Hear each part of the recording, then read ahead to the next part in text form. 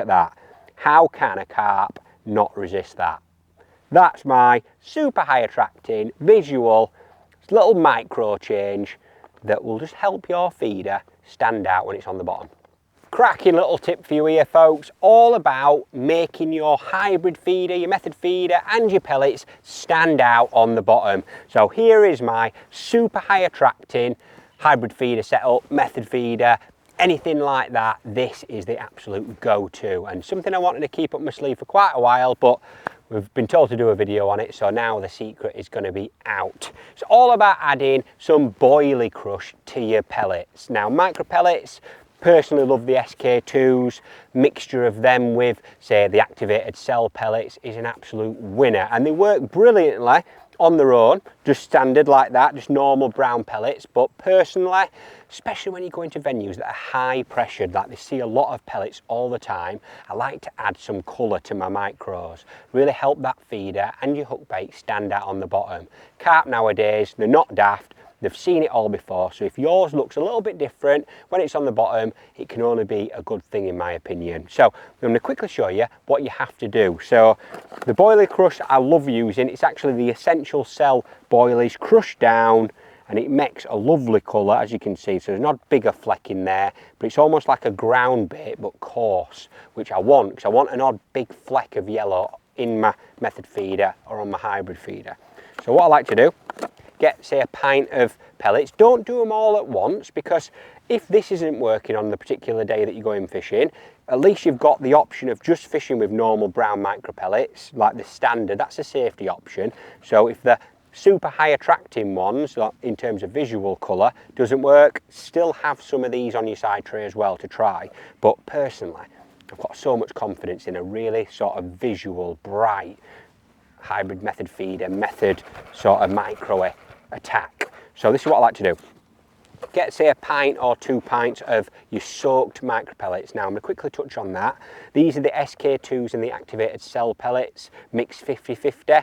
And all I've done, put a pint of each in a tub at home, soaked them for 3 minutes, let them soak for 3 minutes, I fully drained them, put them in a big tub, and then let them sort of soak up all that water, left them for, say, an hour, hour and a half, get up to the bank, and now this is what they're like. They're still a little bit dry. They've soaked up all that water, so they're quite dry, but I don't mind that, because I can always play around with them when I want, you know, to get them to the right consistency. So I'd rather have them drier than too over wetted, because that, they'll just not sort of fish right on your hybrid feed or your method. So what I'm going to do, get a pint and a half of them in a tub like that, and all I'm going to do now is get a little pinch. That much is enough, that's all you need, you don't need loads of it, and I'm going to add them to those soaked micro pellets.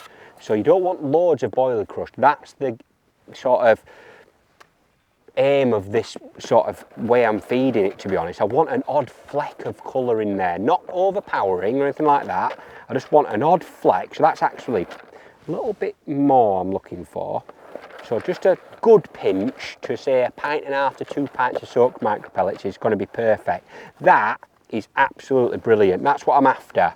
Not totally Boilie Crush, but I want sort of, if it were percentages wise, it'd be, say, 20% Boilie Crush, 80% micro pellets, because I really like to have those odd bigger flecks of boilie in there along with my micro pellets. I really think it helps it stand out on the bottom. Now that, it does tack up quite a bit, because that crushed boilie is a little bit sticky, but it's still not quite sticky enough, to be honest. I think it might come off when the feeder hits the surface. So one thing I like to do now is get it a bit stickier, and that's where I like to add the essential cell sticky syrup. Now you don't need loads of this, but it's very, very powerful. It's sweet smelling as well, so you don't need tons. But all I like to do is just add a little bit to this sort of Boilie Crush pellet combo, and you'll see exactly how this changes the consistency of the Boilie Crush and the micro pellets. It makes it a lot stickier, and that's what I want. I want it to be in a ball attached to my method feeder or my hybrid when it's on the bottom, and then it's going to break down.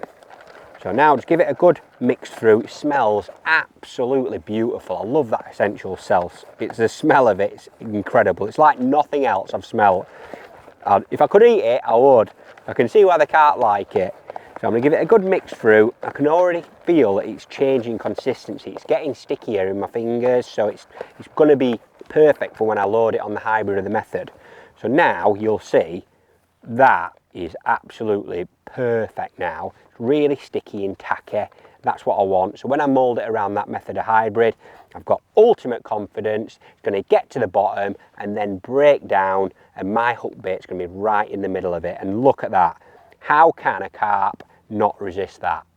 That's my super high attracting visual little micro change that will just help your feeder stand out when it's on the bottom.